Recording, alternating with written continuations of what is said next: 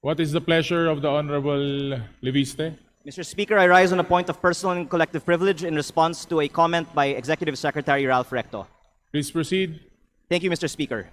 I rise on a point of personal and collective privilege matapos ako tawagin ni Executive Ralph Recto na baliw.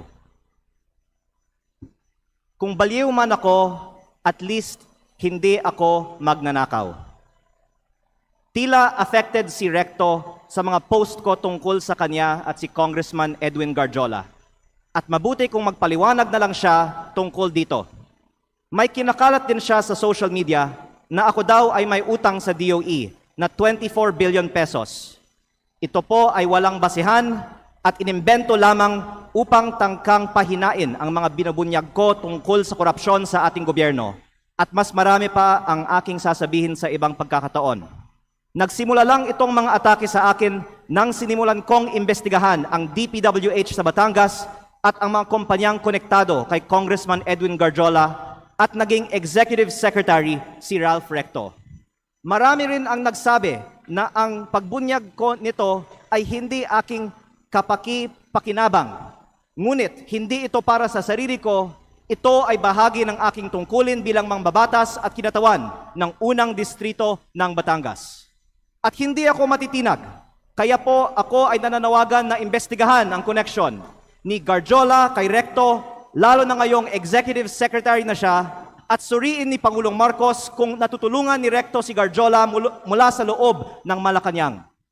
Dahil limitado ang oras ngayon, ilahad ko ang iba ko pang nalalaman tungkol sa mga koneksyon ni Garjola at Recto sa iba pang mga araw. Sisimulan ko lang ngayon sa isang punto. Ayon sa aking tansya at pananiliksik, mahigit 1 billion pesos ang ginastos ni Congressman Edwin Garjola para kay Vilma Santos Recto at Lucky Manzano sa iba pa nilang mga kandidato at sa sarili niya bilang first nominee ng CWS party list sa 2025 elections.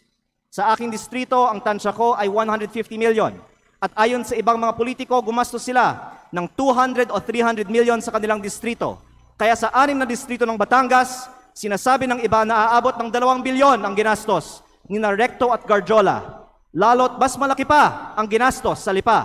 Pero hindi po ko bubuksan ang mga kinatawan ng Lipa sa aking pahayag na ito. Pero sabihin na lang natin na 1 billion pesos ang ginastos ni Recto at Garjola sa 2025 elections. Noong April 16, 2025 naman, inimbita ako ni Congressman Garjola na mag-dinner sa kanyang bahay sa Punta Fuego na Sugbo sa aking distrito kasama si Secretary Recto na makikita sa mga picture na ibinahagi ko sa Facebook para hingin aking tulong para kay Vilma at Lucky. Pagkatapos, umikot ako kasama si Cong Garjola at mga tauhan ng mga Recto sa iba't ibang bayan ng aking distrito upang i-endorse ko ang V-Lucky sa mga leaders ko. Pagkatapos ng mga meeting, nakatanggap ako ng reports na may ibinigay umano na cash para ikampanya si Vilma at Lucky na galing raw kay Congressman Garjola. Tila si Congressman Garjola ang gumagastos para sa kampanya ni V-Lucky. Batay sa aking mga nakita sa aking distrito at sa mga pagpupulong at materyales kung saan ang nakalagay ay Vilma Santos Recto, Lucky Manzano at CWS party list. Ang ibang mga politiko sa Batangas ay pwede ding tumestigo na si Garjola ang gumagastos para sa mga Recto. Kahit pagkatapos ng eleksyon, ibinahagi ko din sa Facebook ang picture ng meeting ni Gov. Vilma at Secretary Ralph sa mga mayors ng Batangas sa Tagaytay Highlands noong August 15 na ayon sa mga dumalo ay hosted by Congressman Garjola. Kung mali ang aking impormasyon, narito naman ang ibang mga kinatawan ng Batangas at pwede nilang sagutin ngayong araw na ito ang aking mga pahayag. O pwedeng magpatawag ang Kongreso ng pagdinig. At kung totoo na 1 billion pesos o mahigit pa ang ginastos ni Congressman Garjola para sa mga Recto sa nakaraang kampanya, ang susunod na tanong ay, bakit si Garjola gumastos ng mahigit 1 billion piso para sa mga Recto? Ito ba ay pagkakaibigan lang o may ginagawa ba si Ralph Recto as Cabinet Secretary of the Republic of the Philippines para makapaggastos ng ganito si Garjola? Sa aming dinner noong April 16, inalok ako ni Congressman Garjola na mag-partner sa kanya at kay Secretary Recto sa pagnenegosyo sa DPWH sa aking distrito. Sa sistema raw na ginagawa nila noon pa sa Lipa at sa ibang mga bayan. Tukuyin ang mga lugar para sa mga road opening ng DPWH. Sabihan ko daw sila pag meron akong mga nakita para makasama sila sa bilihan ng lupa. Kayang tumulong daw sa pagpondo ng mga proyekto ng DPWH si Secretary Recto dahil siya ay nasa kabinete at si Kong Garjola din ay malakas daw sa DPWH at maaaring siya na ang bahala sa kontraktor. Sa ibang pagkakataon, ipinagmamalaki din sa akin mismo ni Secretary Recto na bago niya pinopondohan sa DPWH ang mga bypass roads sa Lipa, kinokondisyon pa niya sa mga may-ari ng lupang dadaanan na magbigay sa kanya ng parte ng lupa sa mababang presyo.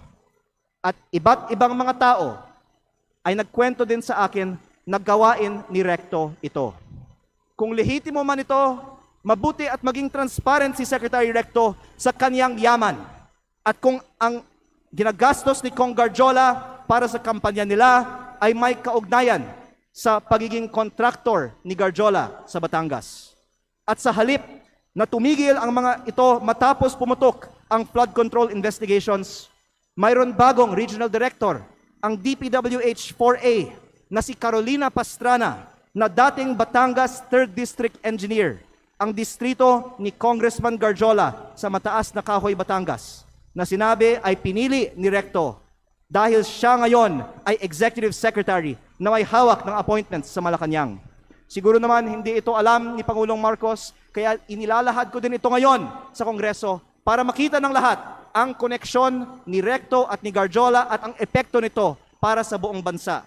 Tatalakayin ko pa sa ibang pagkakataon ang mga anomalya sa DPWH sa Batangas. Nalulungkot ako para kay Secretary Recto at Governor Vilma Santos dahil matagal na silang nasa politika na may mga pangalang inaalagaan. At ngayon pa lalabas ang mga isyong ito. Pero mas nalulungkot ako para sa Batangas at sa ating bayan dahil sa mga ginagawa ng mga pinakamataas na opisyal gamit ang pera ng bayan. Lalo kung hindi man lang tutugunan ang mga aligasyong ito at kung hindi inaaprubahan ang pagbaba ng VAT at mga buwis sa langis o ibinibigay ang ayuda para sa lahat na nabanggit ko na sa mga nakaraang pagkakataon. Kung hindi totoo ang mga sinasabi ko ngayon, hindi dapat tahimik si Secretary Recto at Governor Vilma tungkol sa umano'y korupsyon sa DPWH sa Batangas at ang mga aligasyon kay Kong Garjola na tinawagan ng ICI na binuo ng gobyernong ito bilang isa sa mga pinakamalaking kontraktor ng DPWH sa Kongreso. Mabuti kung ipaliwanag nila kung totoo bang malaki ang ginastos ni Garjola para sa kanilang kampanya at ano ang kapalit at kung si Garjola ay kaibigan lang ba o funder din. At kung hindi sasagutin ni Secretary Recto ang mga aligasyong ito, hinahamon ko si Yusek Claire Castro sa susunod niyang press briefing na sagutin kung tama ba na may ganitong aligasyon kay Executive Secretary Recto, bakit hindi pa sinasalang si Secretary Recto sa Commission on Appointments at kung ayaw din ba nilang buksan ang mga detalye ng 2 kasong plunder ni E.S. Recto sa Ombudsman. Mabuti ding magpaliwanag si Yusek Castro kung bakit ba talaga natanggal sa pwesto si Executive Secretary Lucas Bersamin nang walang paliwanag at ipinalit isang respetadong dating Chief Justice ng Supreme Court sa isang taong ngayong may 2 kasong plunder sa Ombudsman. Panghuli, hindi lingid sa atin na binomba ang kotse ni dating Batangas Governor Armand Sanchez. Mapanganib ang politika sa Batangas kapag malaking tao ang inyong binabangga. Kaya kung ito man ang aking huling pagkakataon, nais kong dagdagan, hindi lang DPWH ang posibleng pagkukunan ng pondo ni Recto at Garjola. Dahil ayon sa mga politiko sa iba't ibang mga bayan ng Batangas, ang nasa likod ng STL operator ng Batangas, Refresh Gaming, ay si Recto at Garjola, na ang isang humaharap para sa kanila ay si San Juan Vice Mayor Anthony Marasigan. kahit na iba ang mga tao sa GIS ng kumpanya. Habang nasa kabinete ng Republika ng Pilipinas si Secretary Recto, mayroon bookies o second table ang refresh sa kanyang sariling lalawigan. Kaya nananawagan din ako sa Kongreso na imbestigahan ang operations ng Refresh Gaming Corporation sa Batangas. Ang mga politiko sa Batangas ay maaaring tumestigo na dahil si Governor Vilma Santos ay nasa Kapitolyo, si Executive Secretary Ralph Recto sa Malacanang, at suportado sila ni Congressman Garjola, kompleto ang makinarya para gawing negosyo ang Batangas. Kaya baka hindi lang 1 bilyon ang nagastos na ni Garjola para sa mga Recto. Maraming salamat po. Majority Leader.